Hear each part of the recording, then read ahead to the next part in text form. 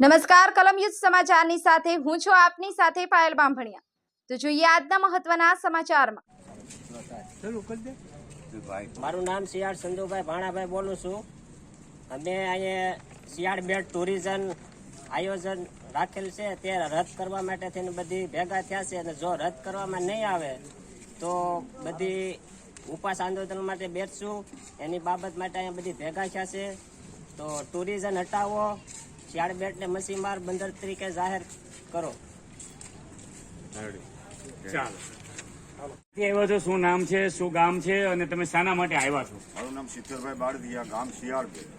અમે આવ્યા છે કલેક્ટર સાહેબને આવેદનપત્ર દેવા માટે અને એવું જાણ્યું કે સરકારશ્રીએ ટુરિઝમનો મોટો પ્રોજેક્ટ શિયાળબેટમાં લાવવાના છે। તો શિયાળબેટમાં 100% માછીમારીનો ધંધો છે। તો શિયાળબેટના લોકો એવું માને છે કે શિયાળબેટમાં માછીમારી તરીકે જો જાહેર કરે શિયાળબેટને તો માછીમારીનો ધંધા ટકી રહે। એની માટે આખા ગામ લોકો બધા વિરોધ કરે છે કે શિયાળબેટને માછીમાર બંદર જાહેર કરો, એવી સરકારને માગણી છે અમારી। તમે રાજુલા કલેક્ટર પ્રાંત કચેરી આવ્યા છો, શું પ્રશ્ન છે, શેના માટે તમે બધા એકત્રિત થયા છો?